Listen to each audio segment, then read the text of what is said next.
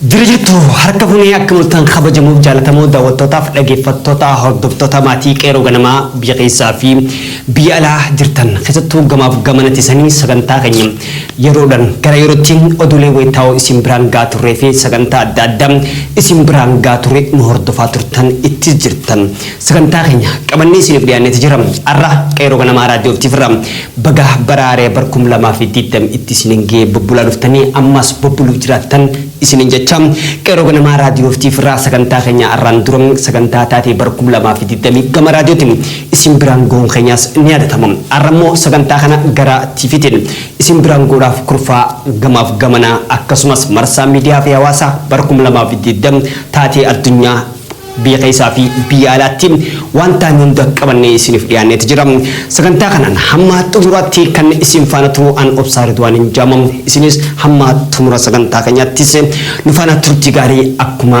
isinin jeen isin afeeradheen wal afeeruudhaan isinis akka waliif qooddan hiriyoota bira keessanii akka gaattan gamanumaan dhaamsa isiniif dabarsa sagantaa keenyaan osoo hin tarkaanfanneen duratti ammas irra deebi'ee barri haaleenii bara 2020 takka bara guddina bara gammachuu bara nagayaa fi akkasumas bara ittiin hawwiin keessan galma itti isiniif haa ta'u isiniin jecha hanga ammaan dura jiraattan caalaa turaanuuf jiraadhaan ammas dhaamsaaf eebba keenya isiniif haa ta'uun sagantaa keenya jalqabaa bara 2020 gama tiivitiin beeysa keenya akkuma hordofaa turtan sagantaa keenya yeroon gara yerootti isin biraan goodhaaf akkuma waada galleen arrammoo taatee bara 2020 addunyaa dukkaneessitee keessattuun taatee addunyaan keessummeessaa dabartee akka ijootti gammachuu fi gaddaas taanaan akkasumas dukkana daldala dhabuu fi gabaa cufattee irrattis kan fuulleeffate gamaaf gamanaaf walitti qabannee isin biraan goodhaaf halduroon xumurannee dhiyaanneeti jira istiidiyoo qeeroo ganamaatiin kan isinitti argamu akkuma daawwachaa jirtan an obsaa Ridwaanii taatee bara 2020 isiniif qabadee dhiyaanneeti jira isinis gaa hamma xumura sagantaa keenyattis nu faana turtii gaarii keessattuu gaa bara 2020 addunyaa guutuu balbala cufattee akkasumas taatee addunyaa hedduu waan waliif qoodaa turtee fi taatee keessummeessaa dabartee fi namoota babbeekamoo addunyaan dhabde keessattuu biyya keenya artistii Haacaaluu Hundeessaa dabalatee taphattoota kubbaa miilaatii fi akkasumatti illee namoota babbeekamoo pirezidaantota Afrikaa gara 2-3 dhabuu fi akkasumas taatee addunyaa kana keessaa filannoo biyyaalessaa kan Ameerikaadha bara 2020 raawwatameerraa fi akkasumatti illee wantoota adda addaa qabannee isiniif dhiyaanneeti jirra isinis hamma xumura sagantaa keenyatti ammas nu faana turtii gaarii isin jenna. Barri 2020 osoo seenin duratti kan jalqabnu yeroo ta'u keessattuu biyya keenya keessatti bara 2018 muummee ministeeraa Dr. Abiy Ahmed keessattuu wayitaa addawaawii bulchaa turetti keessattuu muummee ministeeraa duraanii obbo Hayilamaariyaam Dassaaleny wayitaa aangoo dabarsanii laatanitti biyya keessaa fi biyya alaa kan jiran ija banachuu fi akkasumas dirree dimokiraasii babal'achuu fi abdii uummata Oromootti horuudhaa fi keessattuu bilisummaaf uummanni Oromoo arganne jaaniin dhaabbotan siyaasaa namoota gaggeessitoota dhaabbotan siyaasaatii fi keessattuu warreen qabsoo bilisummaa Oromootii fi hawwii qeeroon gaggeessaa turteen isaan gammachiiseen gara biyyaatti galan namoota babbeekamoo keessattuu ilmaan Oromoodhaan fincila diddaa xumura gabrummaatii fi qabsoo Oromoo keessatti gahee ol aanaa taphachaa turan marsaa miidiyaatii fi akkasumas qaamaa fi gaggeessitoota hoggantoota dhaabbotan garaagaraa gara biyyaatti galuun ni yaadatama. Ergasii bara 2020 takka gara Addawaawii diigamtee paartii badhaadhinaa yookaan bilisiginnaan ijaarame ummanni Oromoodhaan kan biyya keessaa biyya alaa erga biyyatti galee fincilli qabachuu akkasumas hoggantoonni dhaabbotan siyaasaa gaggeessan waliif galuu dhabuu fi walitti gaarreeffachuu paartiin biyya bulchaa jiru ammoo ummataa fi gaggeessitoota paartii warreen gaggeessan irratti guyyaan gara guyyaatti taatee adda addaa keessummeessaa irrattis gaggeessaa turuunis ni yaadatama. Kanuma keessaa dhawatan keessattuu ilmaan Oromoo guyyaan gara guyyaatti osoo hidhamuu fi dararaan itti fufaa jirtu bara 2019 yookaan bara 2020 jalqaba keessa barattoonni Oromoodhaa kanneen yuunivarsiitii carraan isaanii gara naannoo Amaaraatti imalchifte turte lubbuu isaanii dhabuu fi akkasumas reebichi adda addaa irra gahu kana qofa osoo hin taane carraa barnootaa dhabanii gara qeetti galu taatee argamteeti turte. Sanuma keessa osoo tarkaanfachaa jirtu fincila diddaa xumura gabrummaa gaggeessuudhaan barattoonni akkasumas qeerroo fi qarree fi hooggantoonni dhaabbilee siyaasaa fi gaggeessitoonni paartiilee garaagaraatis mormiif yaada qaban mootummaa irrattis komii qaban dhiyeeffachaa turan. Dhaabbattoota mirgoota namummaatiif falman Amnesty International, UNHCR dabalatee guyyaan gara guyyaatti ajjechaan akkasumas hidhamuun akka dhaabbatu gabaasota adda addaa gabaasaa turan. Ergasii dhawaataan osoo deemamaa jiru qaroo Oromoodha keessattuu ilmaan Oromoo kan akkaan jaalatanii fi baha Afrikaa keessatti sagaleen isaatii fi sirbi inni warraaqsaa fi jaalalaan sirbaa ture. Onnee uummata Oromoo bira dabree alagaa keessatti siidaa ijaarrachuu danda'e. Artistii kabajamaaf jaalatamaa uummanni Oromoo ila arraantanaa irraanfachuu dadhabee gadda keessummeessaa dhufe artistii keenya beekamaa artistii Haacaaluu Hundeessaa dhabuun keenyas ni yaadatama. Taatee artistii Haacaaluu Hundeessaa erga lubbuun dhabame guyyaan gara guyyaatti erga lubbuu dhabeen asitti keessattuu qeerroof qarreen biyya keessaa biyya alaa mormii cimaa itti gaggeessaa turan. Guyyuma san erga artistii Haacaaluu Hundeessaa lubbuu isaa dhabeen qeerroof qarreen hedduun lubbuu dhabuu dandeenyata jira. Namoonni tilmaaman akka UNHCR akkasumas Amnesty International dhaabbattoota mirgoota namummaa falman guyyaan gara guyyaatti gabaasa isaanii kan bara 2020 dhiyeessan keessatti Urbaanota lama keessatti qeerroo fi qarree ilmaan Oromoo qofa naannoo Oromiyaa keessatti gara namoota 160 olitu lubbuu dhabuu danda'ameeti jira. Kanneen gabaasota adda addaan baasuudhaaf kanneen humni raayyaa ittisa biyyaatii fi humna addaa poolisii Oromiyaatiif akkasumas hooggantoota mootummaatiin irratti raawwatame namoota 190 malee gara biraatiin ammoo qeerroon 5,000 olii fi akkasumas gara 7,000tti tilmaaman guutuu Oromiyaa keessatti hidhamuu gabaasa isaanii dhiyeessanii turan. Kan qofa miti erga artistii Haacaaluu Hundeessaa lubbuu isaa dhabe maatiin tokko bakka takkatti gara lubbuu isaanii dhabuu danda'anii jiran gadda gubbaan gaddi dabalamuu dandeetti ture. Ergas guyyaan gara guyyaatti ilmaan Oromoo hidhamuun ajjeefamuun akkasuma itti fufteetti turte. Osoo achitti hin dhaabbatiin qeerroo fi qarree qofarratti osoo noliin gaggeessitoota paartiilee siyaasaa kanneen akka KFO, Adda Bilisummaa ABO fi PABO keessatti hooggantummaa ol aanaa qabii fi akkasumas horee miseensota hojii gaggeessituu kanneen ta'an gara mana hidhaatti saaxilamuu danda'an. Erga mana hidhaa keessa dhaqan ammoo reebicha adda addaa dargaggoota adda addaa irrattis gaggeeffamuu irratti itti fuftee turte. Hooggantoota dhaabbattoota siyaasaa kanneen gaggeessan keessaa kanneen Adda Bilisummaa Oromoo keessa gaggeessan hedduun isaanii yeroon gara yerootti hidhamuu fi murtii malee baalamaan deddeebi'uun itti fuftee turte. San qofaa miti paartii gaggeessitoota KFO keessaa ammoo miseensa KFO kan haaretee gaggeessaa ture Abbaa Qeerroo Jawaar Mohaammed dabalatee Baqqalaa Garbaa, Hamzaa Boronaatii fi dargaggoo akka Shamshaddiin Xaafaanis hidhaaf saaxilamuu danda'anii jiran. Garmalee kan nama naasisu hanga gurreetti dhabute dargaggoon Shamshaddiin Xahaa. Ergasii Hamzaa Boronaa fi obbo Jawaar Mohaammed akkasumatti illee Baqqalaa Garbaatis guyyaan gara guyyaatti himata shororkeessummaa dabalatee akkasumas himata adda addaa qabeenyaa fi akkasumatti illee hokkara uumanii fi shororkeessummaa jechuudhaan isaanii fi namoota biyya alaa jiran mootummaan yeroon gara yerootti himata shororkeessummaa irrattis banuun bara 2020 keessa taatee argamteetti jirti. Kana qofa osoo hin taane obbo Jawaar Mohaammed Baqqalaa Garbaa guyyaan gara guyyaatti mana murtiitti erga dhiyaachaa turan qabeenyi isaanii mana isaanii dhuunfatamanii mootummaadhaan akka qoratamanii fi akkasumatti illee manni isaanii seenanii akka sakattaam taasisanii himanni murtii dhaba hanga guyyaa irraan tana itti mana hidhaa keessa jiraatan taateeti jirti. Kun taatee bara 2020 keessa taatee argamteeti jirti. San qofa osoo hin taane qeerroo fi qarreen guyyaan gara guyyaatti ji'oota 4 walitti aansuudhaan fincila diddaa xumura gabrummaa garagaraa gaggeessuun itti fufteeti jirti. Fincilli qeerroon gaggeessaa turte mormiin isaanii keessattuu lagannaa gabaa gaggeessuu irratti magaalaa baadiyyaa guutuu Oromiyaa keessatti guyyaa tokkoof hanga torbaanetti godinoota Oromiyaa guutuu mara keessatti san qofa osoo hin taane qeerroo fi qarreen hiriira adda addaa gaggeessuudhaan lubbuu ittis dhabuu dandeenyetu turre. Mootummaan ammoo humna addaa bobbaasuudhaan Oromiyaa keessatti rakkoo hamaa irratti uummata irratti gaggeessuu turuun itti fuftee hanga guyyaa irraan tanaatti ittis deemamaati jira. Kana qofatti noollee Oromiyaa keessattuu lixa Oromiyaa Boronam Harargee keessatti adda durummaadhaan gara Arsii fi kanneen akka Baalee keessattis mormiin uummanni fincila keessatti dammaqina gabrummaa fi hammeenya gabrummaa fi bilisummaa mi'aa waan beekan jecha mootummaa kana mormuu fi fincila irratti gaggeessuudhaaf jecha mootummaan aangoo isaa dheereeffachuudhaan paartii biyya bulchaa turanii mootummoota kana hanga qabanitti miseensa isaa heddummeeffate uummata irratti ammoo reebicha fufuun itti fufteeti jirti. Gama biraatiin lixa Oromiyaa keessatti neetworkiilee akkasumas uggura elektirikaatii fi kanneen adda addaa gaggeessuun itti fufte. Maqaa adda bilisummaa Oromootiin maqaa shororkeessummaa irratti moggaasanii uummata Oromoodhaa kanneen lixa Oromiyaa keessa jiraatan guyyaan gara guyyaatti adda gadda namaa addaan ilma namaa irratti raawwatamuun hin malle irrattis raawwachuun danda'ame keessummeessaa dhufne.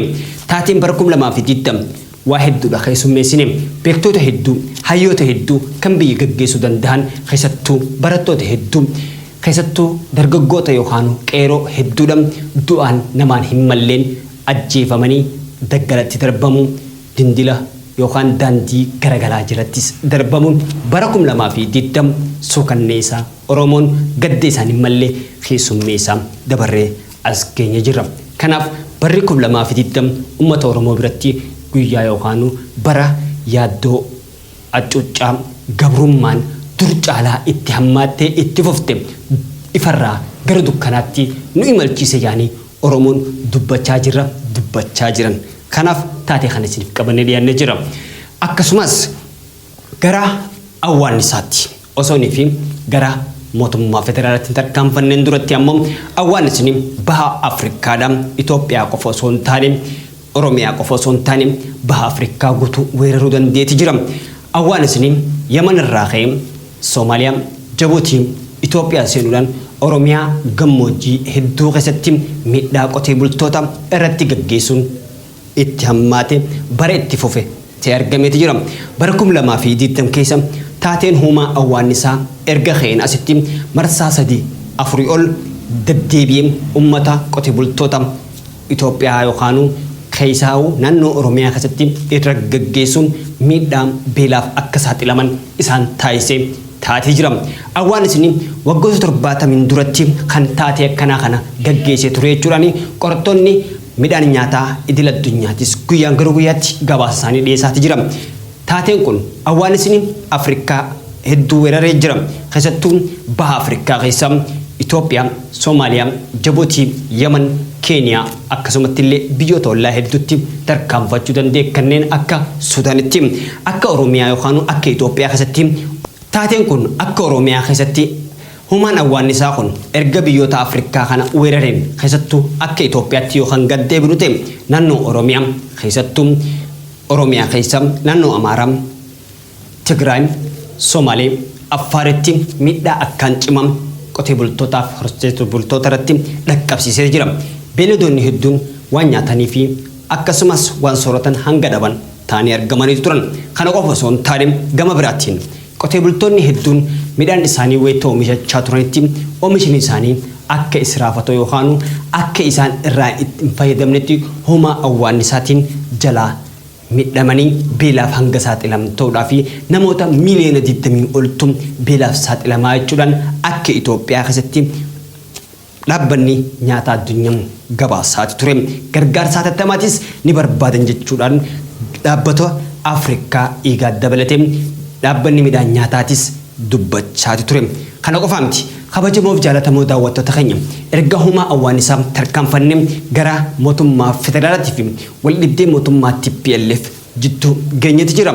Barri 2020 erga muummee ministeeraa aangootti dhufee bara 2018 jalqabee mootummaa federaalaatii fi uummata TPLF yookaan gaggeessitoota TPLF dhaabbata kan ta'e yookaan uummata Tigraay jidduu mootummoota naannoo Tigraay jidduutti wal dhabdeen guyyaan gara guyyaatti walitti gaarreeffachaa akkasumas jechoota hin taane walitti darbachaa walitti dhaadachuu kanuma qofa osoo hin taane anaan mootummaa isintu mootummaa nutu uummataaf taha isintu mootummaaf ta'an guyyaan gara guyyaatti dhawaataan hammaachaatee dhufte. Bara 2020 keessa ammoo walitti gaarreeffachaa walitti ammoo dhaadachuun daran gara dhukaasa lubbuun namoota kumaataman itti baduu fi qeefii qabeenyarraa buqqoo uummata Tigraay ta'uu isii muddee argamteetu jirti. Keessattuu naannoo Tigraay keessatti erga muummee ministeeraa Abiy Ahmed aangootti dhufe murni TPLF yookaan hooggantoonni naannoo Tigraay kan dhaaba TPLF waggoota 27 oliif biyya gaggeessaa turan erga muummee ministeeraa Dr. Abiy Ahmed gara aangootti dhufe murni TPLF aangoorraa harcaanii gara naannoo Tigraayitti Maqaleetti galuun isaan ijooteeti jira. Erga galan keessatti aangaa'onni hedduun mootummaa federaalaa keessaa dhiibamanii bahuudhaan gara Maqaleettis kan baqatanii argamee ture. Ergasiin naannoon Tigraay keessatti walitti gaarreeffannaa mootummaa federaalaatii fi TPLF guyyaan gara guyyaatti hammaachaa dhufe. Sababaan guddaan diigamuu paartii Addawaayidhaa gara paartii badhaadhinaatti jijjiiramuudha. Mootummaan TPLF hooggantoonni mootummoota federaalaa keessa Addawaayin diigamuun mormii isaanii jabaa akka uuman taasisee ture. Waggoota 27f Itoophiyaa keessatti dhaabbotaan afur mataa walitti qabachuudhaan Addawaayii jechuudhaan moggaasaa turan biittinis itti gaggeeffamaa turte. Ergasii muummee ministeeraa Haareenii Abiy Ahmed erga dhufe caasaa mootummaa isaa jabeeffachuuf jecha gara paartii Addawaayii badhaadhinatti yookaan bilisiginnatti jijjiiruu danda'e. Mootummaa hooggantoota TPLF fi mootummaa federaalaa jidduutti walitti gaarreeffannaa hammeessaatti dhufe. Kanneen hammeechaa dhufan kana keessa hooggantoonni TPLF naannoo isaaniitti gara Maqaleetti baqachuudhaan naannoo isaanii uummata isaanii qabachuudhaa fi akkasumas naannoo isaanii qofa keessatti filannoon akka gaggeeffatanii fi ajaja mootummaa federaalaa fudhachuu dhabuun itti tarkaanfachaa dhufan. Mootummaan federaalaatis obsaa fi manguddummaadhaan dhawaataan itti deemamaa turanis hooggantoonni TPLF taatee kana fudhachuu hin dandeenye. Mootummaan federaalaa ammoo muummee ministeeraa guyyaan gara guyyaatti erga paartii badhaadhinaa hundeessaniin as dhaabbotaan hedduun gara mormitti akka caan isaan taasise. Paartii badhaadhinaa erga ijaarame filannoo biyyaalessaa kan bara 2020 keessa gaggeeffamuuf taa'u marsaa ja'affaadhaan gara yeroo hin beekamnetti dabarfamoo ture. Erga dabarfamuun tureen boodatti mootummaa federaalaatii fi akkasumas hooggantoota TPLF kana malees hooggantoota paartiilee morkattoota kanneen Oromiyaa keessa jiraatanii fi kanneen Itoophiyaa keessa jiraatan keessatti mormii jabaa kaasaatii dhufe. Sababaan filannoon biyyaalessaa marsaan ja'affaa wayita yeroo hin beekamnetti dabarfameef mootummaan federaalaa akka sababaatti kan kaasan mootummaan dhibee COVID-19 addunyaa kana weerare sababa godhachuudha. Inni lammataa ammoo mootummaan hanga caasaa jabeeffate akkasumatti illee ummanni biyyattii keessatti hokkara uumamaa jiru hanga lafa qabatutti jechuudhaan kan sababaatti dhiyeessaa ture. Boordiin filannoo biyyaalessaatis sababa COVID-19 sababa godhachuudhaan gara caamsaatti filannoo gaggeeffamuuf ture fuulduratti siidee karaa sadaasaatti akka tarkaanfatu taasisee ture. Sadaasa kanas gaggeessuu hin dandeenye. Wayita caamsaan goote ammoo naannoon Tigraay yookaan hooggantoonni TPLF akka naannootti filannoo gaggeessuuf jiraatu boordii filannoo biyyaalessaatiif waamichaa fi akkasumas xalayaa barreessuu danda'anii turan. Boordiin filannoo biyyaalessaatii fi mootummaan federaalaatis ergama isaanii kana fudhachuudhaaf hin ayyamne. Naannoon Tigraay ammoo filannoo mataa isii akka gaggeessitu jala sarartee himteeti turte. Kanumaaf mootummaa federaalaatiif boordiin filannoo biyyaalessaa filannoon gaggeeffamuuf akka naannoo Tigraayitti jiraatu kun fudhatama kan qabne akka taasisu manni marii federeeshinii yookaan bakka bu'oota uummataa Itoophiyaadhaa mana marii keessatti paarlaamaadhaaf kan dhiyaate akka naannootti filannoon gaggeeffamuun akka fudhatama hin qabne taasisanii waliigalteedhaan xumuranii turan. Kanaan mootummaan hooggantoota TPLF naannoo Tigraay keessatti filannoo biyyaalessaa akka naannoo mataa isaaniitti filannoo gaggeeffataniin boodatti walitti gaarreeffannaan hammaachaa dhufte. Ji'a lamas keessattuu mootummaan naannoo Tigraay fi federaalaa hooggantoonni ol aanaa TPLF jechoota isaanii marsaa miidiyaatii fi miidiyaa isaan qaban kan ittiin fayyadaman Dimtsi Wayyaanee Tigraayii fi akkasumas miidiyaalee hedduu keessatti jechoota gaafiif deebii isaaniif dhiyaatuu fi itti dhaadachuun akkasumas hooggantoota mootummaa federaalaa Dr. Abiy Ahmed dabalatee hooggantoota hedduu qeequu fi akkasumas arrabsoo itti fufan. Mootummaan federaalaatii fi mootummaan TPLF jidduutti wal dhabdee yookaan walitti hammaachuun daran hammaacham itti fufte. Sadaasaafuru barkum lamaa fi digdam halkan keessaa zoonii kaabaatti kan argamu raayyaa ittisa biyyaa irratti naannoo Tigraay ammoo hoggantoonni TPLF adda bilisummaa uummata Tigraay kan ta'an humni addaa poolisii naannoo Tigraay tarkaanfii raayyaa ittisa biyyaa irratti fudhateen muummeen ministeeraatis Dr. Abiy Ahmed lolli akka gaggeeffamu labse. Ergasii lakkoofsi namoota du'anii hanga guyyaa arrantanaatti hanga najaamee wanni beekamee tokko hin jiru. Kana qofa miti ifaan dhaamuun bilbiloota sarara bilbilaa kan darbe hoggantoonni ol aanaan ammoo akka yaada isaanii uummataaf hin qoonne taasisaniitu turan. Qe'ee fi qabeenya irraa nama tokkum 60 oltu lammiin Tigraay buqqee gara naannoo Amaaraatii gara naannoo Tigraay tarkaanfatee gara biyya Suudaan biyya ollaatti UN jalatti argaman jechuudhaan Amnesty International akkasumas UNHCR dhaabbata mirga namummaa falman guyyaan gara guyyaatti gabaasa isaanii dhiyeessaa turan. Wayita naannoo Tigraay fi akkasumas hoggantoonni TPLF yookaan mootummaa federaalaa haliillaa kana raawwatameen mootummoota dhaabbata gamtoomanii biyyoota hariiroo Itoophiyaa dippiloomaasii qaban yaada isaanii guyyaan gara guyyaatti lolli kun akka dhaabbatuuf jidduu galuu isaaniitii fi akkasumas lolli kun mootummaa federaalaatii fi mootummaa TPLF yookaan naannoo Tigraay jidduutti gaggeeffamaa jiru akka dhaabbatuuf waamicha dhiyeessaa turan. Taateen kun erga dhaqqabameen asitti mootummaan federaalaatis tarkaanfii isaa fudhachuu ittuma fufe. Manguddoo araaraatti mootummaa Ugaandaa dabalatee Keeniyaa, Sudaan, Jabuutii, Soomaaliyaanis weerara yookaan lolli gaggeeffamaa jiru kun akka dhaabbatuuf yeroo duraatiif nagee buusuudhaaf waamicha dhiyeessanis mootummaan TPLF yookaan mootummaan hoggantoonni naannoo Tigraay lola kan dhaabuun isaanii dhaadannoo daran hammaattee Itoophiyaa bira dabartee biyya ollaa Tigraay akka haleelamtu rookeetii yookaan humna meeshaa qilleensaa irratti fayyadamuun itti fufte. Naannoo Amaaraa jala marsaa 3 ol rookeetii erguudhaaf akkasumas gara naannoo Eertiraa biyya Eertiraa naannoo magaalaa Asmaraatti rookeetii furgugeessitee miidhaa cimaa dhaqqabsiiftee deebisaan isaanii tana taate. Mootummaan TPLF humna waraana mootummaa raayyaa ittisa biyyaatii fi naannoo Amaaraa akkasumas qaama sadaffaa Eertiraan nu wajjin lola kanarratti nurratti raawwachuu jira jechuudhaan guyyaan guyyaatti hoggantoonni TPLF keessattuu dubbii himaa miidiyaadhaa kan ta'e obbo Geetaachoo Raddaa ibsa miidiyaadhaan guyyaan gara guyyaatti laachaati ture. Hanga guyyaa kanaatti dhaabbotan siyaasaa kanneen Tigraay dhaabbonni TPLF dhaadannoo isaanii akkuma gaggeessaa turaniin mootummaan federaalaatis lola isaan jidduutti gaggeeffamaa jiruun hammaachaa lakkuma dhufan keessattuu waamicha nageenyummaa araaraa hoggantoota lamaanii fudhachuu diduudhaan muummee ministeera Abiy Ahmed fi hoggantoonni waraanaa gara lolaa tarkaanfii fudhachuu itti fufan. Maqalee to'achuu fi magaalota gurguddoo naannoo Tigraay erga to'achuun labsameen boodatti hoggantoonni TPLF kanneen tarkaanfii kana fudhachuudhaaf uummata keenya rakkoo jalatti hin dilbifatu jechuudhaan dhaadachaa turan hanga guyyaa har'aantanaatti eessa buuteen isaanii wanni barame wanni dubbatamaa jiru tokkolleen hin jirutti argameeti jira.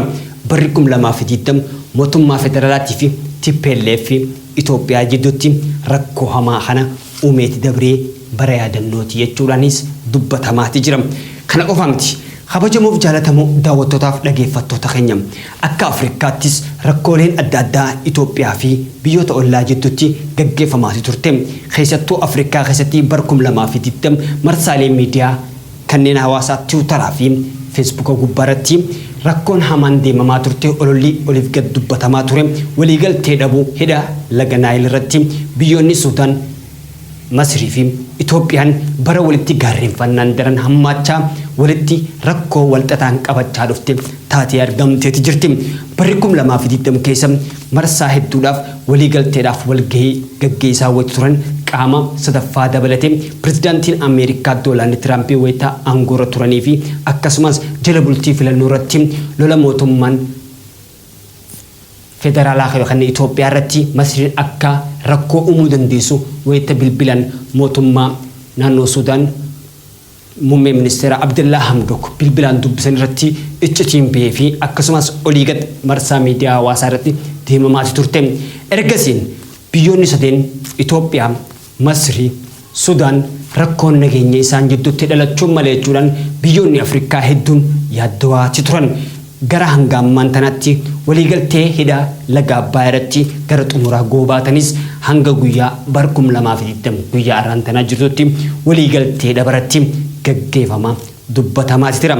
Mootummoota biyyoota allaatii fi akkasumas mootummaa IGAD kan Afrikaadha kan jidduu galuu isaanii ta'ullee hanga guyyaa arraan tanaatti waliigalchuu hin dandeenye.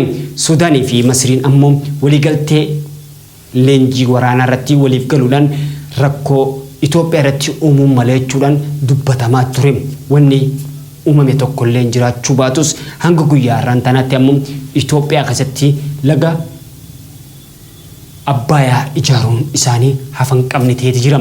Mootummaan Itoophiyaatii fi akkasumas mootummaa Masrii jidduutti rakkoo dippiloomaasii dhiyeenya kanatti dubbatamaa jiruun akeekkachiisa imbaasii kan azjiru kan Itoophiyaadha Kaayiroo keessatti akeekkachiisuu yaadachuudhaan miidiyaa marsaa hawaasaa gubbarattis deemamaa ture.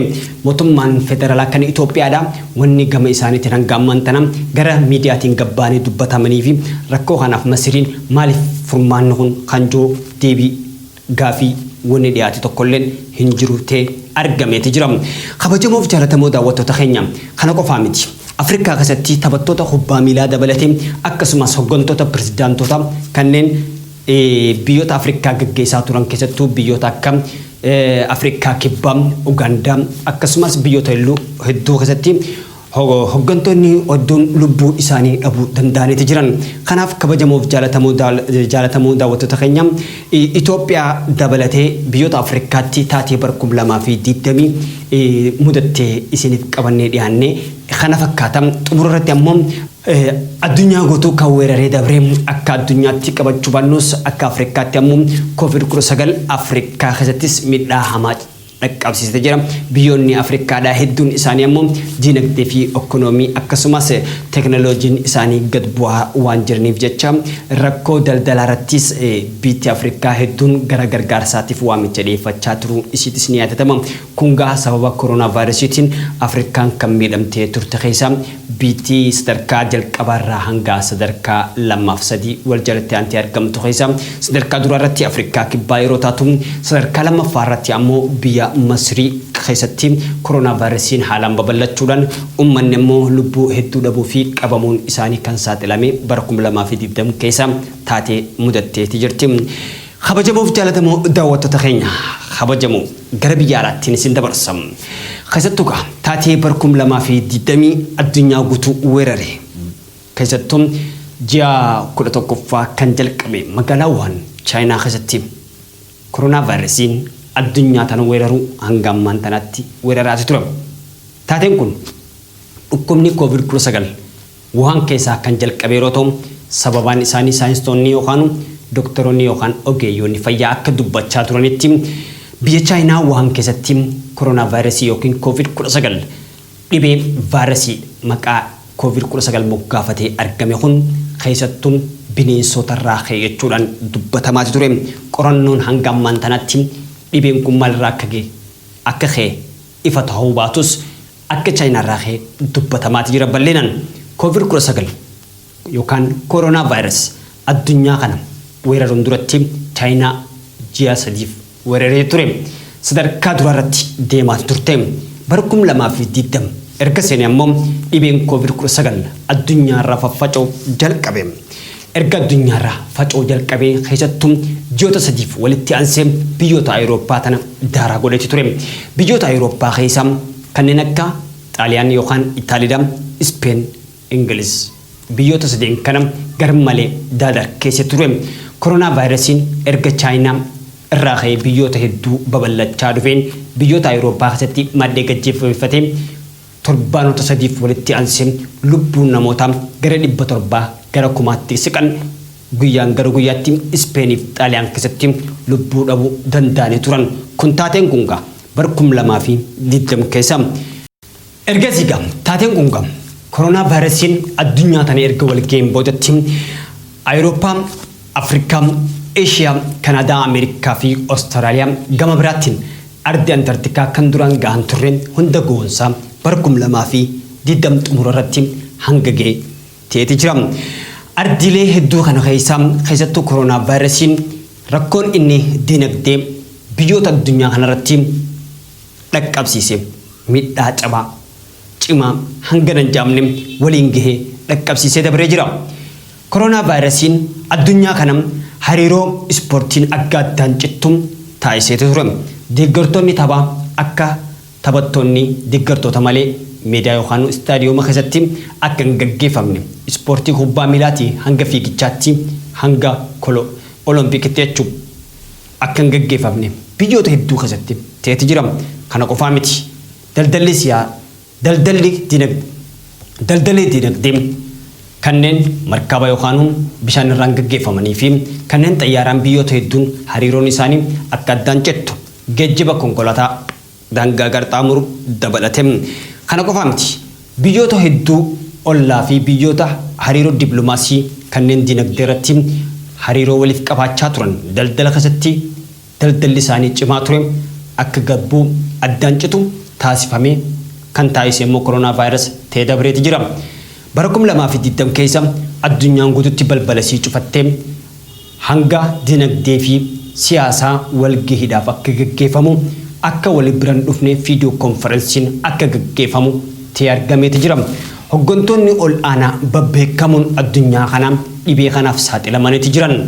Namoota babbeekamoo addunyaa kanaa kanneen beekamtii ol aanaa qaban artistoota akkasumas ispoortootaa fi kanneen akkasumatti illee dandeettii adda addaatii fi hoggantoota biyya bulchaa jiran hundarratti kanneen muraasa ta'an hedduu qabuudhaan damdamatanii illee hanga hedduu ta'an lubbuu ilma namaa dhala namaa bara 2020 keessa gara miliyoonaatti siqan lubbuu dhabuudhaaf danda'anii argamaniiti jiran.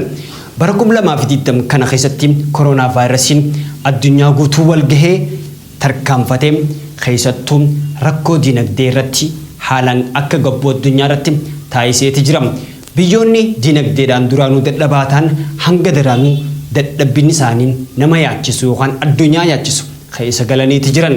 Kana qofaa miti koronaa vaayirasiin erga tamsa'in isaa chaayinaati biyyoota hedduun akka wal qeeqan wal arrabsan hoggantoonni hedduun akka walitti dhaaddachanii fi qoosaa hedduu walirrattis dabarsan taasiseeti ture. Miidhaa inni dhaqqabsiise caalaa qoosaalee hedduu fi addunyaa tan raajii dabarsifattee taatee turte. Pirezidaantiin chaayinaadha kanneen roobootii jechuudhaan yookaan biyyoota akka Ameerikaa tan walitti dhaaddachuudhaan turte. Pirezidaantiin Ameerikaa Doonaald Tiraamp ammoo wayita koronaa vaayirasiin ka'ee Ameerikaa daadar keessatti koronaa vaayirasii jechuu caalaa wanni isaaf haffallatu miidiyaa irrattis sagantaa haasoo inni taasisu irrattis waltajjii garaagaraa irratti vaayirasii chaayinaa jechuudhaanis chaayinaa qeeqaa yookaan arrabsaati ture. Kana qofaa miti chaayinaan hariiroo Ameerikaa fi dippiloomaasii hanga addaan cittu taatee dabarteeti jirti. Biyyoota hedduun dinagdeen isaanii dadhabdee bootatti hafaa dhufte. Bara 2020 masgiidota manneen amantaa kiristaanaa fi musliimaa kanneen walgahii adda addaa biyyoota hedduu keessatti namoonni walitti qabamiinsi akka hin baay'anne hedduu dhaabbanni fayyaa addunyaattis dubbachaa ergaa dabarsaati dhufan. Ameerikaan ammoo seenaa isaanii keessatti dhaabbata fayyaa addunyaa keessatti gargaaruudhaan sadarkaa duraa irratti baay'atee ramadaa kan turteef bara 2020 keessa dhaabbata fayyaa addunyaatiif pirezidaantiin Ameerikaa Doonaald Tiraamp koronaa vaayirasii dhaabbata fayyaa addunyaatti harka keessaa qabachuudhaan gargaara dhaabbata fayyaatiif gargaaraa turan akka irraa murtu taasiseeti ture. Kana qofaa miti hoggantoota ol aanoo Tewodiroos Adaanoo dabalate akka shanyummaatti akka arrabsaman taamtee turte. Koronaa vaayirasiin addunyaa dila kana walitti laaqee keessattuu manneen masgiidaa waan amantaadhaa akkuma jaame waggaatti namoota miliyoonaa hedduutti lakkaa'aman kan gaggeeffamuu fi kan walitti qabaman kan musliimataan soomana yookaan hojii ramadaanaa umraa fi sirna hajjii Saudi Arabiyaatti addunyaarraa walitti dhufan akkan gaggeeffamne ta'ee ture. Kun taatee bara 2020 koronaa vaayirasii addunyaa balbala cufachiise kan miidhaan dhaqqabsiise jennee qabannee dhiyaanne kana fakkaata. Kanaaf kabajamuuf jaallatamoo daawwattoota keenya gara xumurarra geenye jira. Bara 2020 keessa immoo taateen hedduun taa'amtee turte. Filannoon biyyaalessaa biyyoota hedduun gaggeeffamaa turus keessattuu sababa koronaa vaayirasiitiin biyyoonni hedduun hin gaggeeffamne. Kan gaggeeffatanis akkuma jiran ta'eeti kan gaggeeffatan keessaa biyya takka yookaan addunyaarra ardii Afrikaa osoo hin taane ardii Ameerikaadhaati. Fakkeenyummaadhaaf isiniif qabannee dhiyaannee jira. Ameerikaan pirezidaantii 46ffaa bara 2020 sirna filannoo gaggeessu itti fuftee turte. Gaggeessitee turte. Xumurteetis jirti. Bara 2020 keessa filannoo pirezidaantummaa Ameerikaadhaan kan wajjin dorgomaa turan paartii Dimookiraatotaa fi Riippaabilikaanotaa jidduutti Joo Baaydenii fi pirezidaantii Ameerikaa Doonaald Tiraamp kan biyya bulchaa jiru jidduutti wal mormiin cimaan yookaan duula filannoo hedduun gaggeeffamee ture. Akkasumas filannoo pirezidaantummaa Ameerikaa akkaan taatu kamaleen taatu irra ol aantummaadhaan sagalee caalmaadhaan harkatee filannoo gaggeeffameef lammiileen Ameerikaatii fi akkasumas kanneen biyya san keessa jiraatan sirna filuuf filatamuu kanneen mirga qaban kan argatanii turan filannoo gaggeeffameen Joo Baayden injifatee ture. Ameerikaan filannoo pirezidaantummaa 46ffaa warreen Dimookiraatotaa fi Riippaabilikaanotaa jidduutti mormii cimaa barana gaggeeffamte akka taatee yookaan akka seenaatti dubbatamaatti jira. Filannoo Ameerikaadhaan fageenyatti kan moo'ate Joo Baayden hanga ammaan tanaatti yaadni isaanii mul'anni isaanii ummata Ameerikaa yookaan biyya abdachiisaa jiraatanis filannoo isaanii erga dhugoomfatanii yookaan erga mo'achuu isaanii beekaniin as pirezidaantiin Ameerikaadhaa kan waggaa 4 gaggeessaa ture Doonaald Tiraamp amanuu diduu fi himata adda addaa banee himanni jalaa kufaa jiraatus hanga guyyaa har'aan tanaatti amantii Joo Baayden na filate jiru miidiyaadhaafis hanga ammaan tanaatti wanni jee tokkolleen hin jirtu. Akkuma aadaa pirezidaantoota kanaan dura Ameerikaa keessatti gaggeessaa dabraniin wayita filannoon gaggeeffamee erga xumurame abbaan tokko erga injifateen boodatti warreen Dimookiraatotaatis warreen Riippaabilikaanotaatis baga gammaddan ergaa jiru waliif dabarsaa turan. Taatee bara 2020 keessatti ammoo sirna filannoo keessatti Joo Baaydenii fi Doonaald Tiraamp jidduutti walitti dhaadachuu fi wal dorgommii isaanii daran mormii taasiftee pirezidaantiin Doonaald Tiraamp Joo Baayden erga filameen boodatti ergaa baga gammaddee jechuu dhabuun isaa seenaa Ameerikaa keessatti isa ijoo ta'eeti jira. Kana qofaa miti waliif amanuu dhabuun yookaan hanga ammaan tanaatti anaatu moome sagaleen hatameeti jira jechuudhaan pirezidaantiin Ameerikaa Doonaald Tiraamp Joo Baaydeeniif amanuu dhabuu fi himata adda addaa irratti banaa ture. Kufuus hanga guyyaa har'aan tanaatti ammoo wanni seenaan amanuu dhabuu akka addunyaa yookaan akka Ameerikaattis pirezidaantoota dabran keessatti waan haaraa jechuudhaan miidiyaaleen wal jalaa qabaa dabarsaati jira.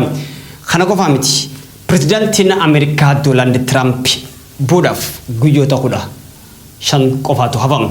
Guyyoota 15 kana keessatti amajjii 20 sirni wal harkaa fuudhinsaa kan White House Washington kan gaggeeffamu bakka waggoota pirezidaantonni hedduun dabarsaa turanitti sirna wal harkaa fuudhinsaatii fi waada galuu irratti lammiileen Ameerikaa miliyoona hedduutti lakkaa'amanii fi hooggantoonni ol aanuun bakka argamanitti kan gaggeeffamaa ture sababa koronaa vaayirasiitiin hangas mara wanni yookaan uummanni baanii mul'achuu baatanis sirni wal harkaa fuudhinsaa kanaaf hanga ammaan tanaatti qophiirra kan jiru Joo Baayden yeroo ta'u pirezidaantiin Ameerikaa Doonaald Tiraamp waggoota 4 bulchaa ture maal yaadaa jiraa fi yaadni isaa wanni barame tokkolleen hin jirtu.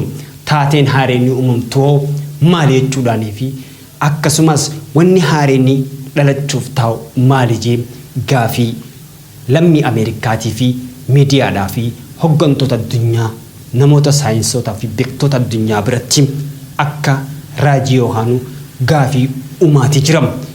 Ameerikaan pirezidaantii 46ffaa Joo Baayden sagalee caalmaatti filamee uummata Ameerikaatiin bakka buufame isaa fi isaa fi pirezidaantuun itti aantuun isaatis guyyaa baallama ittiin galaman amajjii 20 bara 2020 takka kan sirna owwaadhaan eeggamuu fi hawwiin eeggamu yookaan eeggachaa jiran ta'eeti jiramu. Kanaaf kabajamoof jaalatamoo hordoftootaaf dhaggeeffattoota qeeroo ganamaa raadiyoo TV gamaaf gamana teessanii daawwachaa jirtan maatii qeeroo ganamaa raadiyoo TV kan idil addunyaatti argamtan taatee bara 2020 arraaf isiniif qabannee biyya keessaa fi biyya alaa marsaa miidiyaa fi akkasumas yaada hayyootaatiin burqinee qabannee isiniif dhiyaanne arraaf kana fakkaata hanga sagantaa biraatti qabannee isiniif dhiyaannutti nufaana turuu keessaniif galata qabdan isiniin jechaa qeeroo ganamaa raadiyoo TV miidiyaa uummataa mul'ata cimaa fi akkasumas sagalee uummataa ta'uudhaaf daran tarkaanfatee akkuma miidiyaa uummataa jaameen kaayyoo uummataa galmaangoo fi seenaa gootawwan keenya jiraachisuudhaaf nin hojjedha nin jiraachisa jam. Kanaaf jecha sagantaa keenyaaf nufaana turuu keessaniif galata qabdan sagantaa kanaan kan isin faana ture kurfaarraan tanaatiin an obsaarii du'anii hamma sagantaa biraatiin wal agarru nagaa kan walitti dhaammannu ta'am nu daawwachuuf nu dhaggeeffachuu keessaniif galata qabdan horaa bula deebanaan ammoo goola keenyaa nu daawwachuu keessaniif ammaas irra deebinee galatoomaan isin jaam qeeroo ganamaa raadiyoo TV miidiyaa uummataa baga bara haaraa bara 2020 tti isin gee xumurraa nuuf jiraadhaa.